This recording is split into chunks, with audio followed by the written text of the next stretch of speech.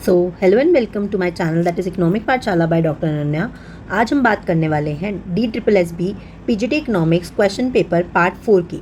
Already 3 parts मेरे channel पर uploaded हैं, अगर आप देखना चाहते हैं तो देख सकते हैं। हम हर पार्ट में 10 क्वेश्चन अटेम्प्ट करते हैं। आज हम स्टार्ट करने वाले हैं पार्ट 4 के साथ, जिसमें हमारा जो है क्वेश्चन है कि if a constant 60 is subtracted from each of the values of x and y then regression coefficient is. तो कह रहा है कि सिंपली पूछ रहा है कि रिग्रेशन कोफिशिएंट पर जो इम्पैक्ट होता है किसका, स्केल का या फिर ओरिजिन का। दो चीज़ें होती हैं, मैं आपको बता देती हूँ, एक होता है स्केल और एक होता है ओरिजिन। ठीक है, तो जो स्केल होता है, स्केल का मतलब क्या होता है, यानी कि अगर हम मल्टीप्लाई या डिवाइड करते हैं सीरीज़ को, ठीक है, तो क्या इम्पैक्ट होता है। और ओरिजिन क्या होता है, जब अगर हम प्लस या माइनस करते हैं तो हमारी सीरीज़ पे क्या इम्पैक्ट होता है। तो आपको पता है रिग्रेशन कोफिशिएंट में हमारे जो ओरिजिन है उसका कोई भी इम्पैक्ट नहीं पड़ता है, जबकि स्केल जो होता है उसका इम्पैक्ट पड़ता है, यानी कि जो भी वैल्यू दी होगी वो मल्टीप्लाई हो जाएगी, उसकी वैल्यू जो रिग्रेशन कोफिशिएंट की होगी वो 60 से मल्टीप्लाई हो जाएगी या 60 से डिवाइड हो जाएगी, जो भी क्वेश्चन में पूछा होगा। लेकिन हमसे क्या पूछा है, if a constant 60 is subtracted, अगर सब्ट्रैक्ट करने की बात पूछ रहा है तो इसका आंसर हो जाएगा नॉट चेंज, तो इसका आंसर हो जाएगा बी। ठीक है, तो ऐसे ही आपको मीन का, मीडियन का, मोड का, आपके जो डिस्पर्जन होता है, ठीक है, इन सब का आपको पता होना चाहिए, कोरिलेशन कोफिशिएंट है कि इनका क्या इम्पैक्ट होता है स्केल और ओरिजिन का।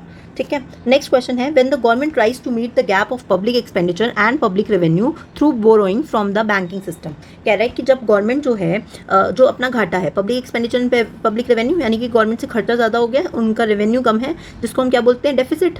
ठीक है, अब डेफिसिट को फाइनेंस करने के बहुत सारे तरीके होते हैं, जिनमें से एक तरीका है कि गवर्नमेंट क्या कर ले, बोरो कर ले फ्रॉम द बैंकिंग सिस्टम। तो ऐसे उसको हम क्या बोलते हैं, बैंकिंग सिस्टम का मतलब यहाँ पे ये नहीं है कि बैंक से लेगा, RBI या फिर सेंट्रल बैंक की बात हो रही है, तो इसको हम क्या बोलते हैं, डेफिसिट फाइनेंसिंग। या तो RBI प्रिंट करके देगा नई करेंसी, ठीक है, तो उसी को हम क्या बोलते हैं, डेफिसिट फाइनेंसिंग। तो आंसर हो जाएगा डी।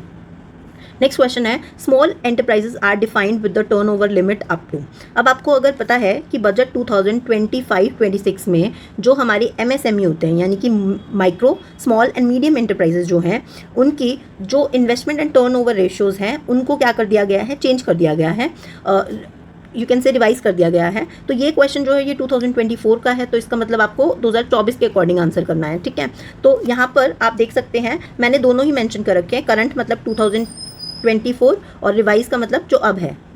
ठीक है, इनका मतलब है इससे। ठीक है, तो ये मतलब आपको अब जो है ये वाली रो याद करनी है। अभी याद कैसे करना है मैं वो भी करवा देती हूँ। इसके अकॉर्डिंग अगर हम देखें तो स्मॉल एंटरप्राइजेस कौन से हैं विद द टर्नओवर लिमिट जिसकी वैल्यू क्या हो, 50 करोड़ हो। ठीक है, तो ये क्वेश्चन तो हमारे लिए अब यूजफुल रहा नहीं, हमें कौन सा याद करनी है, हमें रिवाइज्ड वाली याद करनी है। ठीक है, तो रिवाइज्ड वाली मैं आपको बता देती हूँ, उसको हमें याद कैसे करना है, बहुत ही सिंपल है। ठीक है, पहले वाली आप याद नहीं भी रखेंगे तो भी चलेगा, बट करंट वाली याद होनी चाहिए। तो इसमें देखिए आपको याद कैसे रखना है, ऐसे याद रखना है कि सबसे पहले आपको लिखना है 2.5, फिर लिखना है 25 और फिर लिखना है आपको 125। ठीक है, और आपको रिवाइज वाली में टर्नओवर में याद रखना है इसका जस्ट 4 टाइम्स। तो 2.5 का 4 हो जाएगा 10, इसका 4 टाइम्स हो जाएगा 100 और इसका 4 टाइम्स हो जाएगा 500। तो अब आपको एक और चीज़ याद रखनी है, दैट इज सबसे पहले क्या आएगा, इन्वेस्टमेंट और फिर आएगा टर्नओवर, और इधर होता है MSME, तो माइक्रो, स्मॉल एंड मीडियम। ठीक है, I और T, IT हमारा जो कंप्यूटर को हम IT बोलते हैं, तो उससे आप याद रख सकते हैं कि पहले I आएगा फिर T आएगा, उसके बाद MSME और उनके जो भी हैं उनको मैंने याद करवाने का बता दिया। बस 2.5 लिखना है, फिर 25 लिखना है, फिर 125, इन सबको 4 से मल्टीप्लाई कर देंगे तो आंसर आ जाएगा। ठीक है, तो इस तरीके से आपको याद रखना है। ठीक है, नेक्स्ट पे चलते हैं। नेक्स्ट क्वेश्चन है आपका, MPI 12 bye NITI Aayog is based on dash indicators. तो इसका आंसर है 12। MPI क्या है, मल्टी डायमेंशन पॉवर्टी इंडेक्स। ठीक है, मल्टी डायमेंशन पॉवर्टी इंडेक्स। अब देखो जो मल्टी डायमेंशन पॉवर्टी इंडेक्स है ना, ये हमारी जो है, ये जो हमारी multi dimension poverty index MPI है, ये 2010 में इंट्रोड्यूस हुई थी। इसको UNDP के साथ मिलकर जो है इंट्रोड्यूस किया गया था। ये मैंने आपको जब फर्स्ट या सेकंड पार्ट कराया था उसमें भी करवाया था आपको। लेकिन जो MPI है ये 2 लेवल पर होता है। एक होता है हमारा जो हमारा वर्ल्ड लेवल पर होता है और एक होता है हमारा नेशनल लेवल पर। ठीक है, जो वर्ल्ड लेवल पर है उसमें हमारे 10 इंडिकेटर्स हैं और जो नेशनल वाला है इसमें हमारे 12 इंडिकेटर्स हैं। तो ये बात भी आपको याद रखनी है। अगर कोई सिंपल MPI पढ़ के गया होगा तो वो ये क्वेश्चन गलत कर सकते हैं, क्योंकि इसमें 10 भी आंसर था। ठीक है, तो अब आपको ये याद रखना है कि कौन से वाले जो हैं जिसमें हमारा जिसमें हमें 10 और किस में हमें 12 याद रखना है। तो देखो जो वर्ल्ड लेवल पर है उसमें हमारे जो इंडिकेटर्स हैं, पहले तो ब्रॉड पैरामीटर्स पता होने चाहिए, हेल्थ, एजुकेशन कि आपकी स्वास्थ्य कैसा है, आपकी पढ़ाई कैसी है, और फिर स्टैंडर्ड ऑफ लिविंग। ठीक है, तो याद करने का तरीका, हमारी हेल्थ अच्छी होनी चाहिए, एजुकेशन अच्छा होना चाहिए, और हम फिर ये सब कर किस ले रहे हैं, ताकि हम अच्छी लाइफ जी सकें। पढ़ किस ले रहे हैं, ताकि अच्छी हेल्दी लाइफ और अच्छा स्टैंडर्ड ऑफ लिविंग बना सके। ठीक है, उसमें अब हमारे 2 पार्ट्स हैं, उसमें हमारे 2 हैं, that is nutrition and child and adolescent mortality. Mortality मतलब मरने की दर, ठीक है, बच्चों के मरने की दर, उसको हम देख रहे हैं, और न्यूट्रिशन को देख रहे हैं। ये है हमारा जो वर्ल्ड लेवल पर है, उसमें 2 ही इंडिकेटर्स हैं। लेकिन जो नीति आयोग है उसने मैटरनल हेल्थ जो है उसको जो है कंसिडर किया है, तो ये एक एक्स्ट्रा है जो नीति आयोग ने ऐड कर रखा है। उसके बाद education, year of schooling and school attendance, ये दोनों सेम है, ये वर्ल्ड लेवल पर भी और नेशनल लेवल पर भी सेम है। उसके बाद अब इसको याद करने का देखो आप तरीका देखो, पहले बता देती हूँ, ये जो पिंक वाले हैं ये सारे हमारे वर्ल्ड लेवल पर होते हैं, यानी 10 है तो ये 2 ये और जो बाकी बच गए यानी 6 ये हैं। ठीक है, और जो हमारा नीति आयोग का जो इंडेक्स है उसमें मैटरनल हेल्थ और बैंक अकाउंट, ये 2 जो हैं ये एक्स्ट्रा है। ठीक है, क्लियर हो गया? ओके, अब इसको याद करने का तरीका बता देती हूँ कि कैसे याद करना है। तो सबसे पहले आप जब घर में घुसते हैं तो सबसे पहले आपके पास क्या होना चाहिए, घर होना चाहिए। ठीक है, आपको ऐसे याद रखना है कि हमारे पास सबसे पहले एक घर होना चाहिए। घर होने का घर जो है हमारे लिए क्या है, हमारा एसेट है।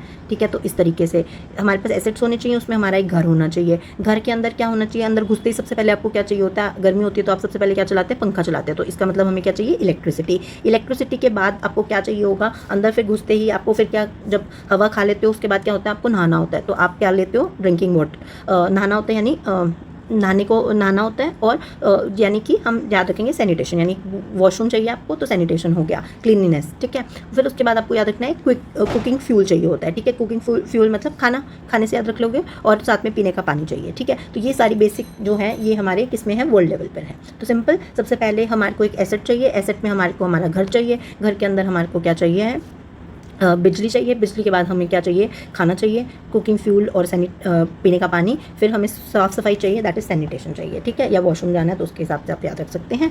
ये हो गए 6, और बैंक अकाउंट होना चाहिए। ऑब्वियसली पैसा कमाओगे तो कहाँ डालोगे, बैंक अकाउंट में। तो इस तरीके से आपको ये 6 से 7 जो हैं इंडिकेटर्स याद हो जाएंगे। ठीक है, ये क्वेश्चन रिपीटेड है, इसी वाले जो आपके डिसिप्लिन है इसमें रिपीट हुआ था यही वाला क्वेश्चन। तो आपको बस ये याद रखना है कि हमारे जो वर्ल्ड लेवल पर है उसमें 10 है, और जो नीति आयोग वाला है उसमें 12 इंडिकेटर्स हैं। ठीक है, इंडेक्सेस बहुत इंपॉर्टेंट बनते हैं, तो आप सारे इंडेक्स को बहुत अच्छे से पढ़ के जाइएगा।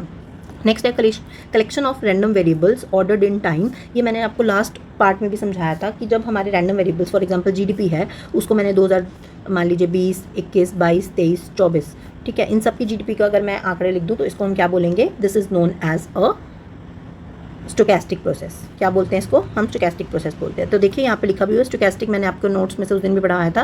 ये एक रैंडम वेरिएबल है। Stochastic process is a collection of random variables ordered in time. ये उसकी डेफिनेशन ही आपको दे रखी है। तो इकोनोमेट्रिक्स आना भी आपको बहुत जरूरी है। टाइम सीरीज पे बहुत क्वेश्चन पूछे हुए हैं, तो आप ऐसा ना सोचें कि DSSB का है, PGT लेवल है तो हमें इकोनोमेट्रिक्स नहीं पढ़नी, आपको आनी चाहिए। ठीक है, नेक्स्ट क्वेश्चन है, that is so next question है हमारा, दैट इज क्वेश्चन नंबर 36, जिसमें हम बात कर रहे हैं कि find the incorrect statement concerning the national food security act 2013। तो एक फूड सिक्योरिटी एक्ट है जिसका मतलब ये है, जो आया था 2013 में। सबसे पहले आपको ईयर याद रखना है। इसका मतलब ये है कि हर किसी के पास एक्सेस हो, यूटिलाइजेशन कर सके वो फूड का, एंड स्टेबिलिटी हो फूड की। ठीक है, तो that is national food security act. तो सबसे पहली स्टेटमेंट है कि ये इंप्लीमेंट है in all states and UT. तो ये करेक्ट है, बिल्कुल सही है कि सारी जगह पर ये इंप्लीमेंटेड है। Next, it is characterised by availability, accessibility and utilisation. बिल्कुल ठीक है कि सबको फूड अवेलेबल होना चाहिए, उन तक एक्सेस होना चाहिए, मतलब उनको मिल जाना चाहिए और वो उसको फर्दर यूटिलाइज कर सके। तो ये भी ठीक है। Next is rights to a welfare based approach. तो ये जो स्टेटमेंट है ये गलत है। Rights to welfare based approach का क्या मतलब है कि ये वेलफेयर बेस्ड अप्रोच नहीं है, रादर ये एक राइट बेस्ड अप्रोच है। कैसी बेस्ड है, राइट बेस्ड अप्रोच। इसका क्या मतलब हुआ कि जो खाना है ना, ये हमारा एक अधिकार है, मौलिक अधिकार जिसको हम बोलते हैं। ठीक है, तो ये हमारा राइट है और हम जो है वो डिमांड कर सकते हैं सब्सिडाइज फूड को। ठीक है, जबकि जो वेलफेयर बेस्ड अप्रोच है ना, वो होती है कि हमें चैरिटी मांगकर हम जो है फूड, जो खाना है उसको हम चैरिटी की तरह मांगे और उसको अपने राइट की तरह नहीं मांग सकते। तो ये चीज़ गलत है। हम जो फूड है, जो खाना है, हमारा अधिकार है, हमारा राइट है, ना कि हम किसी से मांग कर जो है उसको यूज़ कर सकते हैं। ठीक है, और इट इज़ कंपल्सरी, ठीक है। तो इसलिए ये थर्ड तो स्टेटमेंट हो गई गलत। अब लास्ट आते हैं life cycle approach. Life cycle approach क्या होती है? द लाइफ साइकिल अप्रोच का मतलब है कि डिफरेंट लाइफ के स्टेजेस को कवर करती है। जैसे हम प्रेग्नेंट वुमेन हैं उसको भी कवर करते हैं, लैक्टेटिंग मदर्स होती हैं, चिल्ड्रन होते हैं, सब इन सबको हम इंक्लूड करते हैं इसमें। तो इसलिए ये भी सही है, ये भी सही है। तो आपका गलत स्टेटमेंट क्या हो गई? It is a right based approach, not a welfare based approach, ठीक है। Next question is 37। इंडिपेंडेंस के बाद the economic policies in India कैसी थी? हमारी पॉलिसी कैसी थी? इंडिपेंडेंस के बाद इनवर्ड लुकिंग थी, और आफ्टर 1991 जब हमने एलपीजी रिफॉर्म्स करे थे फिर हम कैसे हो गए थे? आउटवर्ड लुकिंग हो गए थे। इनवर्ड लुकिंग का मतलब क्या होता है? इनवर्ड लुकिंग का मतलब होता है कि हम सेल्फ रिलायंस पे फोकस करें। सेल्फ रिलायंस मतलब जो भी चीज़ बनानी है वो हम खुद से बनाएंगे, है ना। जैसे बच्चे छोटे कहते हैं ना, आप पे कि मैं अपने आप कर लूँगा अपना काम, मुझे किसी और की ज़रूरत नहीं है, ठीक है, मुझे किसी बाहर वाले की ज़रूरत नहीं है, ठीक है। हम जो भी चीज़ बनाएंगे वो हम क्या करेंगे, मतलब वो हम खुद से बनाएंगे, डोमेस्टिकली प्रोड्यूस करेंगे, और हम एक्सपोर्ट्स को बढ़ावा देंगे और इंपोर्ट्स को जो है बहुत ज़्यादा कम करेंगे, यानी इंपोर्ट्स पर फोकस नहीं करेंगे, यानी जितना कम हो सके उतना इंपोर्ट करेंगे। उस टाइम क्यों की थी ये पॉलिसी? क्योंकि हम अभी अभी आज़ाद हुए थे, हमारे पास इतना पैसा नहीं था, तो हम चाह रहे थे, और मोरोवर हम डरे हुए थे, ब्रिटिशर्स के आक्रमण से हम बहुत ज़्यादा डरे हुए थे, इसलिए हम क्या कर रहे थे? ट्रेड भी नहीं कर रहे थे किसी के साथ, ठीक है। तो इन्हीं सब चीज़ों को देखते हुए हमने क्या अपनाई? इनवर्ड लुकिंग पॉलिसी अपनाई, ठीक है, जिसमें हमने इन सब चीज़ों पर फोकस किया। एक और थर्ड चीज़ हाँ जिस पर हमने फोकस किया, दैट इज़ गवर्नमेंट का इन्वॉल्वमेंट। हर चीज़ में हमने क्या किया? गवर्नमेंट को इन्वॉल्व किया। प्राइवेट जो भी लोग इंडस्ट्रीज़ में आना चाहते थे उनको क्या करना पड़ता था? लाइसेंस लेना पड़ता था, बहुत लंबे लंबे प्रोसीजर्स होते थे, तो ये सब चीज़ें होती थी, ठीक है, जिसको हमने 1991 के बाद क्या कर दिया था? क्योर कर दिया था, ठीक कर दिया था। Next question is an approach to forecasting using time series data. देखो टाइम सीरीज डाटा को मतलब कि फोरकास्ट करने के लिए, तो टाइम सीरीज डाटा क्या होता है? जिसमें हम जो वेरिएबल होता है हमारा, एक मेन वेरिएबल क्या होता है? टाइम होता है। For example Y T is a function of alpha plus beta X T plus U T, ये हमारा क्या हो गया? एक टाइम सीरीज डाटा हो गया, ठीक है। ओके, अब कह रहा है कि टाइम सीरीज डाटा में फोरकास्टिंग करने की जो अप्रोच है वो क्या है, मतलब कि किस तरीके से हम फोरकास्ट कर सकते हैं। तो अगर आपने इकोनोमेट्रिक्स पढ़ा है तो आपको पता होगा फोरकास्टिंग में हम यूज़ करते हैं ARMA मॉडल, ARMA मॉडल और अरीमा मॉडल। अब ये क्या है? AR मतलब ऑटो रिग्रेसिव, खुद पर ही रिग्रेस करना, MA मूविंग एवरेज, ARMA यानी auto regressive moving average, auto regressive integrated moving average, ठीक है। ये सारे मॉडल्स होते हैं हमारे in the time series data. तो ठीक है, पहला ऑप्शन है वेक्टर ऑटो रिग्रेशन, तो ये है नहीं। सिंगल इक्वेशन रिग्रेशन मॉडल नहीं, साइमल्टेनियस नहीं, ठीक है, एंड वेक्टर तीनों हैं तो नहीं। Only single equation regression model, तो हाँ इसका आंसर क्या होगा? Only single equation regression model. वैसे लॉजिकली अगर हम देखें तो ये और ये दोनों ही इसका आंसर बन सकता है। क्यों बन सकते हैं? देखो साइमल्टेनियस इक्वेशन मॉडल तो हमारी जब दो इक्वेशंस होती हैं, स्ट्रक्चरल चेंजेस होते हैं, उसके लिए हम यूज़ करते हैं, तो ये फोरकास्टिंग से तो इसका कोई लेना देना नहीं है, ठीक है। तो और ये वाला ऑटोमेटिकली रॉन्ग हो जाता है क्योंकि इसमें ऑल कह दिया, तो ये ऑल वाला तो नहीं होगा। अब मेरे हिसाब से ये दोनों ही बनने चाहिए ऑप्शन, क्योंकि इन्होंने ऐसा कुछ नहीं लिखा है कि सिंगल वेरिएबल या मल्टी वेरिएबल, क्योंकि हमारा जो वेक्टर ऑटो रिग्रेसिव मॉडल है, जिसको भी मैं नेक्स्ट उसमें एक्सप्लेन कर देती हूँ, तो जो VAR है वो मल्टीपल वेरिएबल मॉडल के लिए यूज़ होता है, जबकि हमारा जो सिंगल इक्वेशन मॉडल है वो यूनिवेरिएट बताया था, सिंगल वेरिएबल के लिए यूज़ होता है, ठीक है। तो इसलिए ये दोनों हो सकते हैं आंसर, बट DSSB ने इसको कंसिडर किया है तो हम इसको कंसिडर कर लेते हैं, ठीक है। नेक्स्ट है आपका अच्छा मैं बता देती हूँ कि सिंगल इक्वेशन मॉडल मैंने आपको ARMA और अरीमा मॉडल बता दिए। उसके बाद ये क्या होता है, जो YT है यानी जो वेरिएबल है वो अपनी ही पास्ट वैल्यूज़ पर डिपेंड करता है, ऐसे मॉडल को क्या बोलते हैं? Auto regressive model. और मूविंग एवरेज क्या होता है? जिसमें जो हमारा दूसरा वेरिएबल है यानी कि इंडिपेंडेंट वेरिएबल है उसके लैग हो, तो वो क्या हो गया? Moving average. दोनों को कंबाइन कर देंगे तो क्या हो गया? Auto regressive moving average. यानी कि अगर हम बोले तो मूविंग एवरेज मॉडल कैसा होगा? Alpha plus beta XT plus beta XT minus 1 plus UT, ठीक है। यानी कि इंडिपेंडेंट वेरिएबल के लैग के ऊपर डिपेंड करता है। अगर दोनों को ऐड कर देंगे तो ARMA हो जाएगा, और इंटीग्रेटेड का मतलब है कि कितने लैग्स हैं, तो ARIMA का मतलब हो जाएगा इट इज़ ऑफ लैग 1, क्योंकि हम दोनों में हमने एक एक लैग लिया है, ठीक है, तो 1 होता है। इंटीग्रेटेड मतलब इंटीग्रेटेड का ऑर्डर कितना है, कितनी बार इंटीग्रेट किया टू मेक इट स्टेशनरी, तो उसका आंसर हो जाएगा 1। इतना डीप में जाने की आपको ज़रूरत नहीं है अगर आप PGT लेवल पर कर रहे हैं, बस आपको ये पता होना चाहिए कि क्या चीज़ किस लिए यूज़ होती है। नेक्स्ट क्वेश्चन है that is the response of the dependent variable in the VAR system to shock in the error term is traced by, कहता है कि जो मतलब कि अगर हमारे सिस्टम में पहले तो VAR समझा देती हूँ, वेक्टर ऑटो रिग्रेशन। वेक्टर मतलब, वेक्टर का क्या मतलब है, वेक्टर हम वर्ड जो है मैथ्स में यूज़ करते हैं जब हम एक से ज़्यादा वेरिएबल्स के बारे में बात करते हैं तो उसको हम वेक्टर बोलते हैं। ऑटो रिग्रेशन मतलब खुद के ऊपर रिग्रेस कर रहे हैं, खुद के ऊपर मतलब अपने ही लैग वैल्यू के ऊपर रिग्रेस कर रहे हैं, लेकिन इसमें क्या होते हैं, मल्टीपल वेरिएबल्स होते हैं। वैर में आपको याद रखना है, क्योंकि हम ग्रुप के बारे में बात कर रहे हैं ना, वेक्टर मैंने भी आपको समझाया, तो वेक्टर मतलब ग्रुप, और ग्रुप के बारे में बात कर रहे हैं तो क्या होगा, सब क्या होंगे, मल्टीपल वेरिएबल्स होंगे, ठीक है। अब इसमें अगर कोई भी शॉक आता है सिस्टम में तो उसको हम कैसे ट्रेस करते हैं, तो उसका आंसर है इम्पल्स रिस्पॉन्स फंक्शन। क्या होता है, impulse response function. Impulse response function क्या होता है वो भी लिखा हुआ है। अगर कोई शॉक या कोई चेंज आता है, अनएक्सपेक्टेड चेंज आता है, for example rate of interest की वजह से मान लो GDP पे कोई इफेक्ट हुआ, तो उसको हम कैसे देखेंगे, उसको अगर हमें चेक करना है इन द वार मॉडल तो इम्पल्स रिस्पॉन्स फंक्शन यूज़ करेंगे। इसका मैंने शायद एग्जाम्पल भी दे रखा होगा आपको, लेट मी चेक। हाँ, तो अगर मान लो GDP की ग्रोथ कैसे इफेक्ट करती है अगर रेट ऑफ इंटरेस्ट बढ़ जाता है, तो 1 2 3 पीरियड्स में, इट मे बी क्वार्टरली और ईयरली, कि 3 सालों में क्या इम्पैक्ट आता है रेट ऑफ इंटरेस्ट के चेंज होने का, और रेट ऑफ इंटरेस्ट के चेंज होने से इकोनॉमी के अपने उस पर क्या इम्पैक्ट आता है वो भी हम देखेंगे। तो इसी को हम क्या बोलते हैं, impulse response function. Impulse response मतलब कैसे कर रहा है, और इम्पल्स मतलब कोई चेंज होता है, कोई शॉक आ रहा है, ठीक है। हम कहते हैं ना इम्पल्सिव डिसीजन ले रहे हो, इम्पल्सिव मतलब एकदम से कुछ चेंज कर रहे हैं। तो यही सब आपको इसमें बारे में बताया हुआ। मेन आपको बस ये याद रखना है कि इसका आंसर क्या बन जाएगा, इम्पल्स रिस्पॉन्स फंक्शन, ठीक है।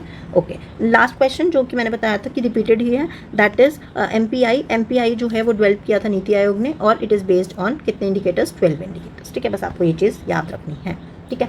So that's it about today questions. I hope आपको ये पसंद आए होंगे। अगर आपको पसंद आए then do like, share and subscribe to my channel. Thank you.